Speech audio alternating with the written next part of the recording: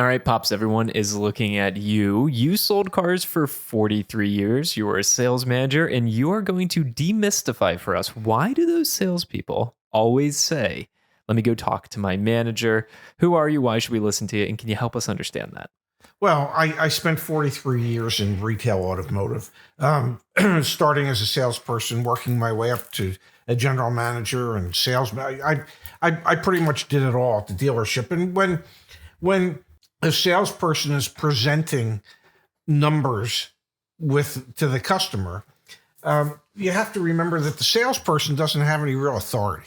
Okay, and so if you as a customer say, if you could do this, this, and this, the salesperson is going to say, well, if I can, will you buy the car? And if you say, well, yeah, the salesperson, since he doesn't have any authority, he has to clear it with the sales manager. So that's the main reason that the salesperson will always say, well, let me go check with my manager. All right, so you were a salesperson, you were a sales manager. Explain it from both ends, both perspectives. Why does the salesperson do that? You explain that. What does it create? What type of atmosphere for the salesperson? Well, the salesperson goes to the sales manager and says, listen, I've got a quasi commitment from the customer that if we do this, this, and this, they'll buy the car. At which point the sales manager typically says, man, you're weaker than circus lemonade. Oh my God, what are we doing here? Why can't you get a real offer?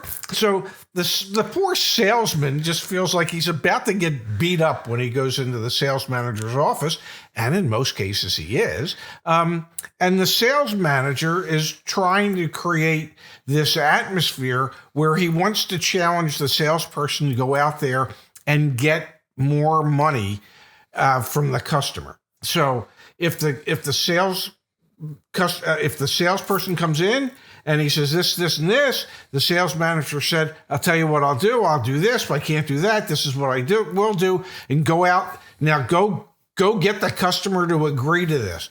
And so the salesperson then has to go back out and explain to the customer, well, we can do this one aspect, but this is what we're going to need on that other aspect. And so it's just to create more negotiating to try and get a higher price from the customer's offer. All right. So the whole reason the salesperson says, let me go talk to my manager is simply so that they can try and make more money. Got it. That makes sense. Help us understand, how should you approach this situation instead? Should I try and contact the sales manager directly, or do I have to work through a salesperson? How should I handle this as a customer? As a customer, what you would say, you know what, I have a great idea. I don't have a great deal of time today, and I really am interested in buying a car.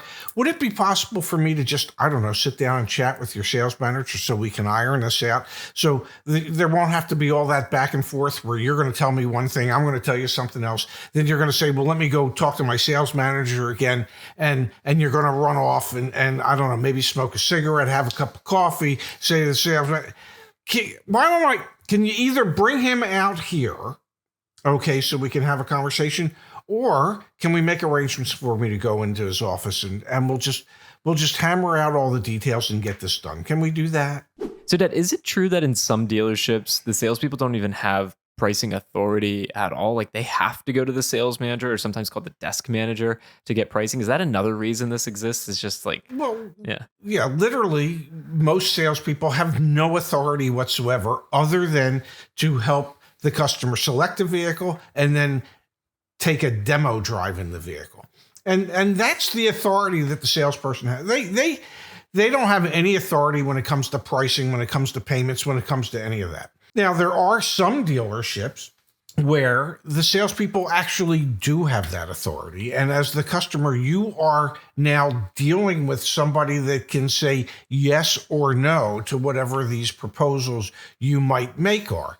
But in probably 90% of the dealerships out there, they're what's known as a liner closer store. So the salesperson selects the vehicle, lines you up. They go get a proposal from the sales manager. They bring it back. The customer says, I'll do this. Then the salesperson goes back to the sales manager one more time.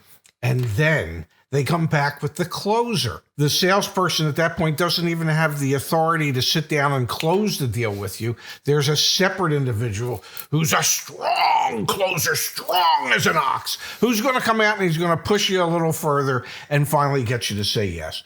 In more progressive dealerships, there's situations where you just allow your salespeople to do the entire negotiating process, and once they come to an agreement with the customer, it's a done deal. It's over. It's done with, and it shouldn't take all that long to do it. All right, Pops, you wrote a bunch of cheat sheets, caredge.com/cheat. They are 100% free. They get into topics like these and many more. Can you give folks an overview of why they should go there and what they're going to get?